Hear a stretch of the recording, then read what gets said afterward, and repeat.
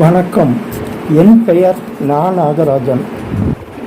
நீரோடை நடத்தும் கதை சொல்லி நிகழ்ச்சி போட்டி 2க்காக எனது 3வது சிறுகதை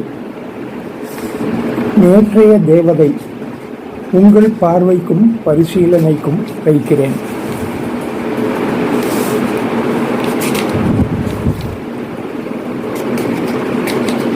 இனி கதை.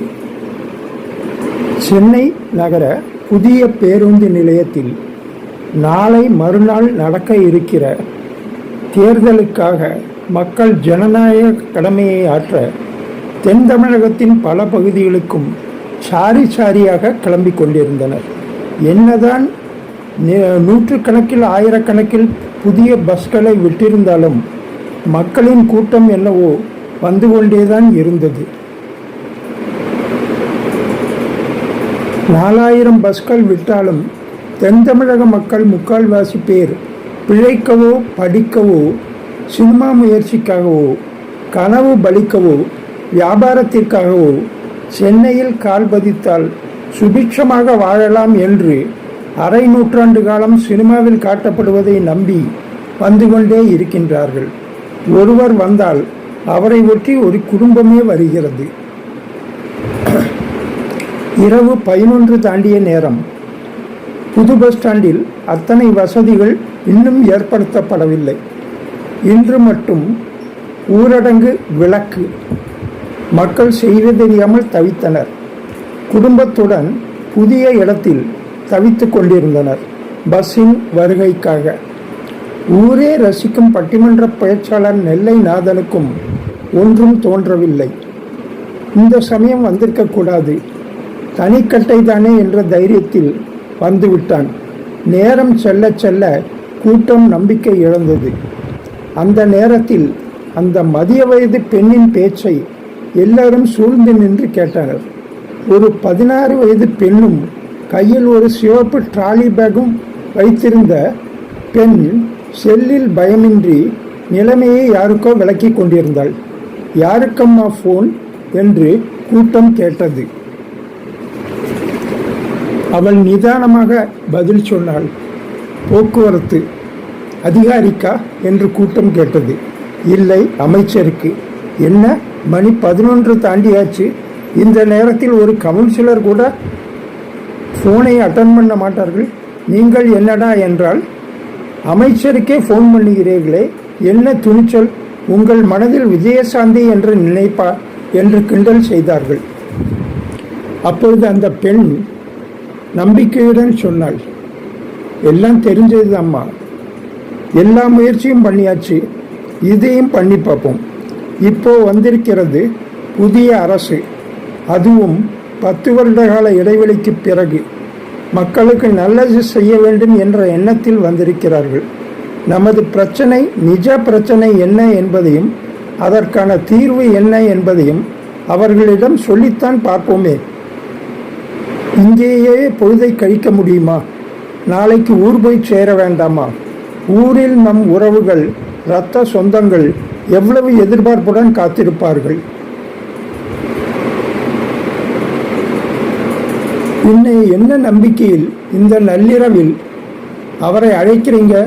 ஒரு சாதாரண கவுன்சிலரை கூட கால் அட்டன் பண்ண மாட்டாரே. நாம் இங்கே தனியாக இல்லைங்க, எத்தனை பேர் வெயிட் பண்ணுறோம். நடக்கிற காரியமா இது? முயற்சி. ஜனநாயக நாட்டில் மக்கள் தான் பெரும் சக்தி.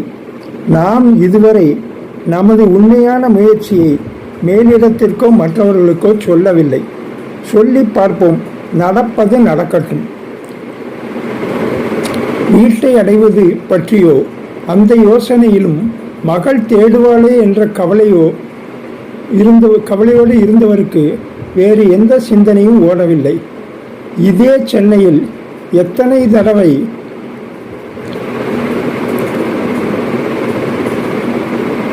மேடைகளில் பேசி முடித்து முதல்வர், அமைச்சர், தமிழறிஞர்கள் கையால் விருது வாங்கி இருக்கிறார் அவர். மதுரையில் இருந்து விமானத்தில் வந்து பேசி முடித்து அமெரிக்கா, லண்டன், அரேபிய நாடுகளுக்கு நேரடியாக எத்தனையோ நேரங்களில் எத்தனையோ அகாலத்தில் கூட உரையாடச் சென்று இருக்கிறார். அந்த எந்த நேரத்திலும் இப்படி ஒரு டென்ஷன் அவருக்கு ஏற்பட்டது இல்லை. அந்த நம்பிக்கையில்தான் நிரந்தர பணியில் இருந்த மத்திய அரசு உத்தியோகத்தை கூட ராஜினாமா செய்துவிட்டு முழு நேர பட்டிமன்ற பேச்சாளராக மாறிப்போனார் நெல்லை. கடந்த 1.25 ஆண்டுகளில் மட்டும் கால்கட்டு போட்ட மாதிரி ஊரே கதி என்று ஆகிப்போனது. மக்கள் கைதட்டும் சத்தம் கேட்டதும் அவர் கனவு கலைந்தது. மேடம், பேசி பெரிய வெற்றி நாங்களே எதிர்பார்க்கவில்லை. மந்திரியிடம் பேசி பஸ் ஏற்பாடு செய்து விட்டீர்களே. யாரோ மனம் திறந்து பாராட்டினார்கள். ரொம்ப வருஷம் கழித்து பதவிக்கு வந்திருக்காங்க. எல்லோரும் முதல்வர் ஆணைப்படி திறந்த நேர்மையான நிர்வாகம் தர விரும்புகிறாங்க. சும்மா புலம்பிட்டு இருக்கிறத விட ட்ரை பண்ணி பார்க்கலாமேன்னு அடித்தேன். ஒரு பழமொழி உண்டு, இருட்டை திட்டுவதை விட ஒரு மெழுகுவர்த்தி ஏற்றலாம் என்று. இப்பொழுது நான் அதைத்தான் செய்தேன். முதல்வர் என்ன சொன்னார்? அம்மா, என்ன இந்த தூங்க போகிற நேரத்தில் பேசுகிறீங்க? நீங்கள் நிம்மதியாக வீட்டில் பொண்டாட்டி பிள்ளைகளோட தூங்கினா போதுமா? ஓட்டு போட்ட மக்கள் நிம்மதியாக தூங்க முடியாமல் ரோட்டில் நின்றுக்கிட்டு கிடக்கிறாங்களே. 4 மணி நேரமாக பஸ் இல்லையேம்மா. அதான் 4396 பஸ் விட்டு இருக்கோமே. எனக்கு இன்னைக்கு மதுரை போக ஒரு பஸ் இல்லை. எப்போ வந்தீங்க? சீக்கிரம் வர வேண்டாமா? ஐயா, ஒரு குடும்பம் தற்காலிகமாக வீட்டை விட்டு போவதானால் கூட எத்தனை ஏற்பாடு செய்யணும் தெரியுமா? பால்காரர் முதல் பலசரக்காரர் கடை வரை விவரம் சொல்லி வேண்டிய பணம், துணி எடுத்து வைத்து எல்லாவற்றையும் மற்றவர்களுக்கு சொல்லி குழந்தைகளுக்கு வேண்டியவற்றையும் எடுத்து வைத்து கிளம்ப எவ்வளவு நேரம் ஆகும் தெரியுமா? எத்தனை பேர் வெயிட்டிங்? சுமார் 40 பேர். எல்லாரும் மதுரை தானா? தெரியாது ஐயா. மதுரைக்கு பஸ் விட்டீங்கன்னா அல்லது திருநெல்வேலிக்கு பஸ் விட்டீங்கன்னா போகிற வழியில் அவங்க இறங்கிப்பாங்க.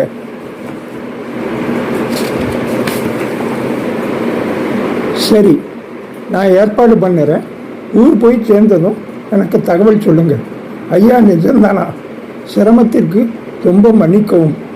அரை மணி நேரத்தில் ஒரு ஓரளவு புது பஸ் திருநெல்வேலி என்று பெயர் போட்டு வந்தது. கடைகளில் சமோசா, டீ சாப்பிட்டு கொண்டு இருந்தவர்களும் பிஸ்கட் பாக்கெட், தண்ணி பாக்கெட் வாங்கி கொண்டு இருந்தவர்களும் அவசரமாக விரைந்தனர். சிகரெட்டுகள் அணைக்கப்பட்டன. அவள் பஸ்ஸில் ஏறும்போது பலத்த கைதட்டல். நாளைக்கு ஊருக்கு போக முடியாதுன்னு நினச்சேன். ரொம்ப தேங்க்ஸ் மேடம். முயற்சிக்கு வாழ்த்துக்கள், மந்திரிக்கு வாழ்த்துக்கள். அவ்வளவு தைரியம் கிடையாது. பிரச்சாரத்தில் கையசைத்து பாராட்டியதோடு சரி. நெல்லைநாதன் நிமிர்ந்து பார்த்தபோது அசந்து போனான். இத்தனை புகழுக்கும் பெருமைக்கும் காரணம் அவனது கோகிலாவா? அவளும் இவனை நிமிர்ந்து பார்த்து அடையாளம் தெரிந்து கொண்டாள். நாதன்? ஆமாம், நெல்லைநாதன். பிரபல பட்டிமன்ற பேச்சாளர். அதைவிட 10 வருடமாக உன் பக்கத்து வீட்டுக்காரன் என்ற நாதனின் பதில் கோகிலாவுக்கு பிடித்திருந்தது. பொன்னா, பெயர் என்ன? ஒரே பெண், வைதேகி. நீங்கள் இங்கே வழக்கமாக எடுக்கும் இதய நோய் செக்கப். மாதம் ஒரு தடவை சென்னை வருவேன். காரில் வருவேன். இ பாஸ், எஃப் பாஸ் எல்லாம் தெரியாது.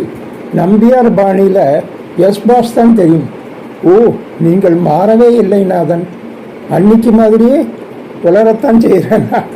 வாய்விட்டு சிரித்தால் கோகிலா. மிக மிக திருத்தமான முகம். தியேட்டரில் டிக்கெட் கிழித்து கொடுப்பவரின் 3வது பெண் என்றால் யாரும் நம்ப மாட்டார்கள். சாதாரண உடையை கூட உடம்புக்கு சிக்கன பொருந்துகிற மாதிரி மலையாள பாணியில் கட்டுவது அவளது சிறப்பு. கோணல் வகுடு.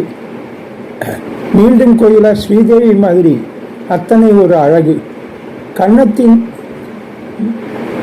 2 பக்கமும் குழி விழும்.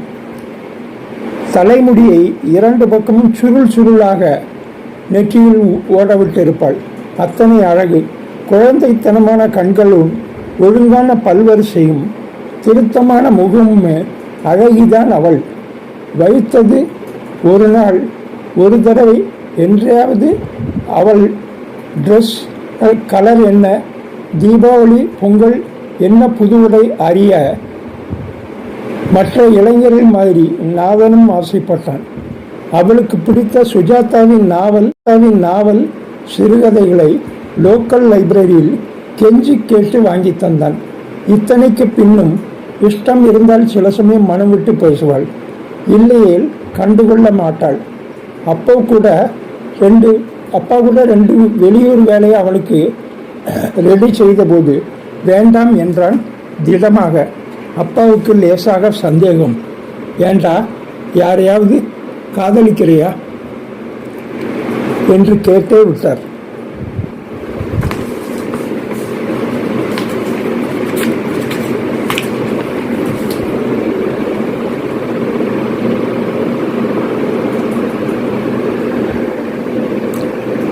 ஏண்டா ஊரை விட்டு போக மாட்டேங்கிற, இங்கே யாரையாவது காதலிக்கிறியா என்று சந்தேகமாக கேட்டார். கோகிலா மிகவும் சந்தோஷமாக இருந்தாள். என்ன கேள்வி, முகமெல்லாம் பல். எனக்கு பிடிச்ச கமல் கூட அப்பா உதவியோட ஒரு படம் என்றாள்.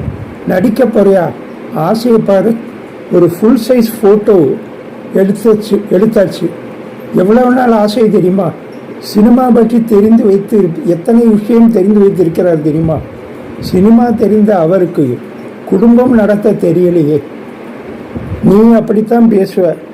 உன் குருநாதர் சுஜாதாவே அவர் வீட்டு லைப்ரரி பற்றி நிறைய பேசியிருக்கிறார் என்றால் பெருமையாக. சில சமயம் காதல் திருமணம் நல்லது என்றும், சில சமயம் பெற்றோர் பார்த்து வைக்கும் திருமணமே சிறந்தது, மாப்பிள்ளை புதியவராக இருப்பது ஒரு சுவாரஸ்யம் என்றும் பேசுவாள். பெண் மனது புதிர்தான், அவளை புரிந்து கொள்வதும் கஷ்டம்தான். பிறகு அப்பா சொன்ன வேலையை ஏற்று அம்மாவுக்கு பிடித்த பெண்ணை கல்யாணம் செய்து முதல் 6 வருடம் அழகாய்த்தான் போனது இல்லற வாழ்வு. அவன் யுஎஸில் பேச போன சமயம் வரை கோகிலா கூப்பிட்டாள். குட்டே சாப்பிட்றீங்களா? வேண்டாம், போதும். பசிக்கிற போது நாம் கொஞ்சம் ரசம் சாதம், நம்ம ஊர் முறுக்கும் தட்டை பையில் எடுத்து வைத்து இருக்கேன். தட்டையும் பையில் எடுத்து வைத்திருக்கிறேன். சாப்பிட்டு தண்ணீர் குடித்தால் காலை வரை தாங்கும். ஆகா, உன் மனைவிக்குத்தான் உண்மையில் எத்தனை அக்கறை. அடுத்த தடவை அவளையும் கூட என் வீட்டுக்கு கூட்டி வா, நம்பர் தரேன் என்றாள். நம்பர்கள் பரிமாறப்பட்டன. கோகிலா பெண் சின்ன முறுக்கை ரசித்து சாப்பிட்டது. அடுத்து எப்போ சென்னை விஜயம் தெரியலை. எதை பற்றியும் உறுதியாக சொல்ல முடியாமல் நேற்று திடமா தெம்பா இருந்த நடிகர், எழுத்தாளர், பாடகர் எல்லாரும் இன்று இல்லை. பெரிய தொற்று தீயாய் எரிந்து ஆட்களை கொன்று கொண்டிருக்கிறது. சரி, உனக்கு எத்தனை குழந்தைகள்? 2. ஆனா பெண்ணா? அவள்தான் கேட்டாள். 2ம் ஆண் என்ற நாதனின் குரலில் மெல்லிய வருத்தம். மனைவி எப்படி இருக்காங்க? யாருக்கு தெரியும். என்ன நாதன் புதிர் போடுறேங்க? எனக்கே புரியாத புதிர் தான். ஒவ்வொரு தடவையும் வெளிநாடு போகும்போதும் இதுதான் கடைசியாக இருக்கணும், உங்களை பிரிஞ்சு என்னால் வாரக்கணக்கில் காத்திருக்க முடியாது என்று தோளில் சாய்ந்து காதோடு பேசுவாள். கண்கள் கலங்கி இருக்கும். அசடு, இப்போ சம்பாதித்தால்தான் உண்டு. நாளை வேற யாராவது சினிமா மூலம் பிரபலம் ஆயிட்டு போகட்டும், நமக்கு இந்த வருமானம் போதும். அந்த நிமிடம் அவளை மிகவும் பிடித்திருந்தது. இதுதான் கடைசி என்று சொல்லிவிட்டு கிளம்பினவனை வழி அனுப்பிவிட்டு பிள்ளைகளை அம்மா வீட்டில் விட்டுவிட்டு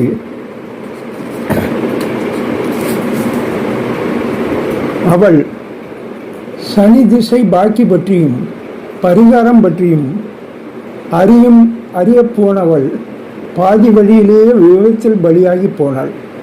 இந்த 1.5 வருட லாக்டவுன் அவன் உள்ளூர பயணங்களுக்கு கூட தடை போட்டு விட்டது. அவன் அன்று ஆரம்பித்த நெஞ்சுவலி கொஞ்சம் கொஞ்சமாக உயிரை எடுக்கிறது. திருச்சி பஸ் நிலையம் வெறிச்சென்று இருந்தது. கோகிலா தூங்காமல் அவனையே பார்த்தபடி வந்தாள். உன் மருமகள் அல்லது வேறு பெண் உறவினருடன் வீட்டுக்கு வா. நாதன். அவனுக்கும் கோபம் விசிறிவிடப்பட்டது. இன்றும் அவளை சிவப்பு ரோஜாக்கள் ஸ்ரீதேவி மாதிரியும் அவனை 16 வயதிலே கமல் மாதிரியும் நினைக்கும் மனநிலை.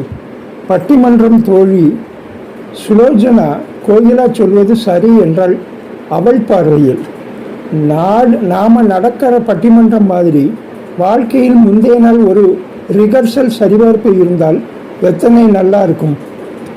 எல்லாரோட பட்டிமன்றமும் அப்படி நடக்காது நாதன். கோகிலா கேட்டாள். என் நினைவு வருமா? வராமலா? எத்தனை சண்டை, எத்தனை சமாளிப்புகள். உங்கள் அம்மா எந்த உதவினாலும் உன் பெயர் சொல்லித்தான் கேட்பாங்க. நீ மட்டும் என்னவாம்? நானே பேசுகிற அதே வார்த்தையை அதே ஸ்டைலில் அடிக்கடி பேசி மற்றவர்களை யோசிக்க வச்ச. யாரை? அதிகம் வீட்டை கவனிக்காத என் அப்பாவே என் மேலே சந்தேகப்பட்டு வெளியூர் அனுப்பினார். அப்போ ஐயா ஆசைப்பட்டு போகலையா? ஆசைப்பட்டு நீ மறுத்த அவமானப்பட்டுவிடக்கூடாதுன்னு தான் மெடிக்கல் ரெப் வேலைக்கு ஓகே சொன்னேன். என் அப்பாவும் முதல் 2 பெண்கள் கல்யாணத்தை முதலாளி தயவால் ஓரளவு நன்றாக நடத்தியவர் என் கல்யாண விஷயத்தில் சறுக்கிவிட்டார். ஏன்? தியேட்டர் வருமானம் குறைய ஆரம்பித்து விட்டது. மதுரையில் பிரபல தியேட்டர்களே ஷாப்பிங் மால்களாக கல்யாண மண்டபமாக மாறிப்போன நேரம். 2 டிக்கெட் ஈஸியாக கிழிச்சவர் என்னை கரை சேர்க்க கலங்கி போனார். அந்த நிலையில் அவளை பார்க்க பரிதாபமாக இருந்தது. மூவரில் நிச்சயம் இவள்தான் நல்ல அழகி, நல்ல புத்திசாலி, நடுத்தர வர்க்கம் என்றாலும் அம்மா மாதிரி தங்கத்தை அரைத்து பூசின மாதிரி பளபளப்பு, ஒரு நடிகை மாதிரி இயல்பாகவே செதுக்கிய உடம்பு. மதுரை மண் கிறுகிறுத்து போனது. நிச்சயம் காதல் திருமணம்தான். எவனுக்கு கொடுத்து வைத்திருக்கிறதோ? நாதன் காதுபடவே வந்த வார்த்தைகள். போதும் போதாதுக்கு தியேட்டர் முதலாளி மகனும் அவள் அப்பாவை பார்க்க அடிக்கடி வருவதாக பேச்சு அவன் காதில் விழுந்தது.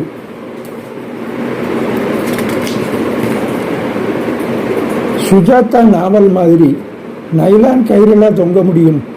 அவள் கல்யாண தகவல் மட்டும் அவன் காதுகளை எட்டவே இல்லை.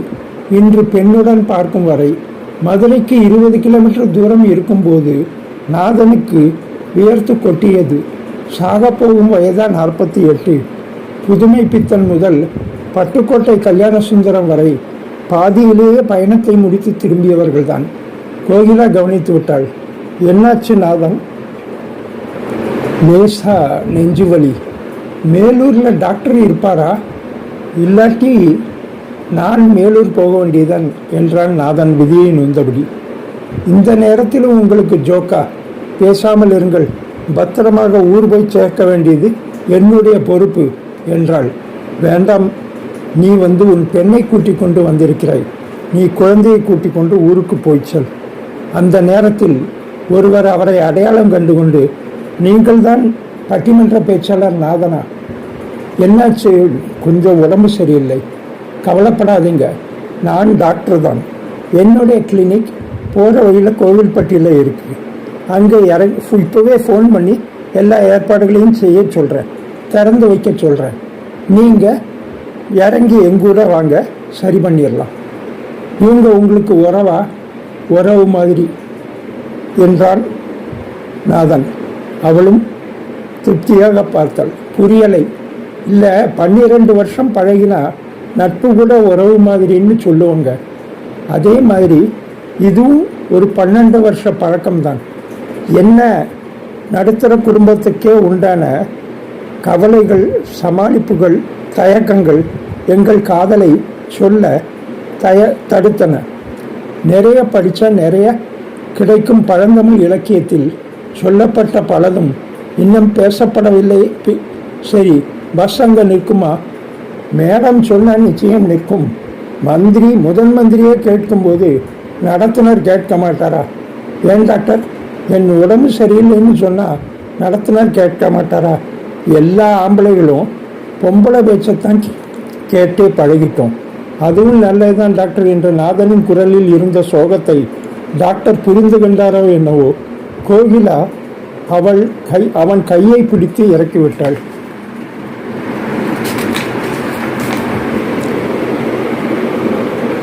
பத்திரம் பத்திரம் பத்திரம், நாளைக்கு பேசுகிறேன், என் பாக்கியம் என்ற நாதனின் வார்த்தைகள்